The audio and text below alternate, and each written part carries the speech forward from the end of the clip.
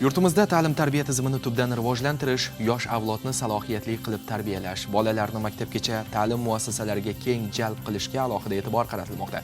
Xususan, oxirgi yillarda mazkur yo'nalishda viloyatimizda ham muhim natijalarga erishilayotgani bor gap. E'tibor bering, so'nggi 8 yilda maktabgacha ta'lim sohasida 450 ga yaqin davlat maktabgacha ta'lim muassasalari binolari rekonstruksiya qilindi va yangidan qurildi. Maktabgacha ta'lim bilan qamrov darajasi 13.6% dan 75% ga oshdi. Hozirgi lavhamiz shu haqida.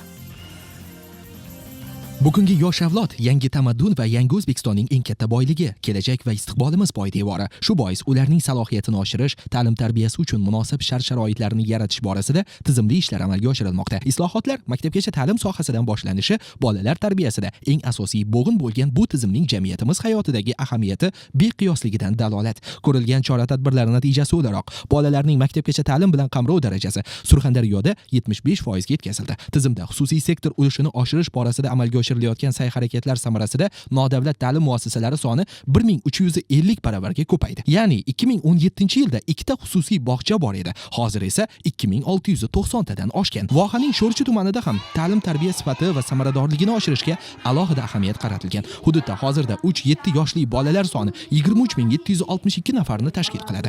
277 ta maktabgacha ta'lim tashkilotlari faoliyat yuritmoqda. Ularning 50 tasi davlat, 16 tasi davlat xususiy sheriklik asosidagi, qolgan 211 tasi esa oilaviy maktabgacha ta'lim tashkilotlari sanaladi. Maktabgacha ta'limga qamrov 18456 nafarga, ya'ni 78% ga yetgan. Sohada xususiy sektor qo'llab-quvvatlanayotgani, davlat xususiy sheriklik asosida bog'chalar tashkil etilgani natijasida yuqori marralarga erishilyapti. Tumanning Do'stlik mahallasida faoliyat yuritayotgan mana bu 210 o'rinli bog'chada ham yosh avlod vakillari uchun yanada qulay sharoitlar yaratish, ularga yangi zamonaviy yondashuvlar asosida ta'lim tarbiya berish maqsad qilingan.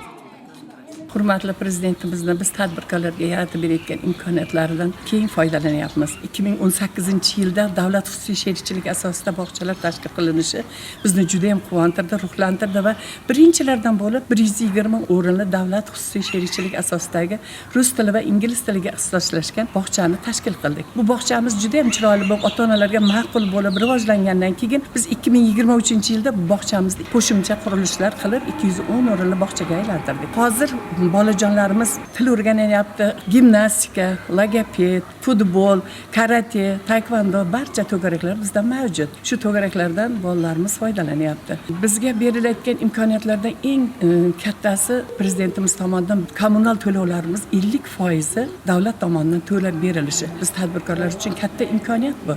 Juda ham o'sha imkoniyatlardan ruhlanib, endigi rejam o'zimizda bog'chadan chiqqan rus, ingliz tilini mukammal bilib chiqayotgan bolajonlarimizni ingliz tili va rus tiliga ixtisoslashgan xususiy maktabimizda o'qitish niyatini qilib, maktab qurish niyatidamiz. Shu o'rinda aytish lozimki, O'zbekiston 2030 strategiyasida ham 2030-yilgacha maktabgacha ta'lim tizimiga oid bir qator ustuvor maqsad va vazifalar belgilangan. Jumladan, yurtimizda bolalarni maktabgacha ta'lim bilan qamrab olish darajasini 2030-yilda 80% ga yetkazish rejasi qo'yilgan. Aytish kerakki, maktabgacha ta'lim bolaning intellektual, ijtimoiy va ma'naviy rivojlanishida hal qiluvchi bosqich hisoblanadi. Sohada qamrovni kengaytirish, ta'lim sifatini oshirish va xususiy sektor ishtirokini rag'batlantirish borasidagi izchil islohotlar esa bolalarni maktabga puxta tayyorlash, ta'limda uzluksizlikni ta'minlash, bolajonlarning qobiliyati va qiziqishlarini ro'yobga chiqarish, iste'dodlarini kashf etishga xizmat qiladi.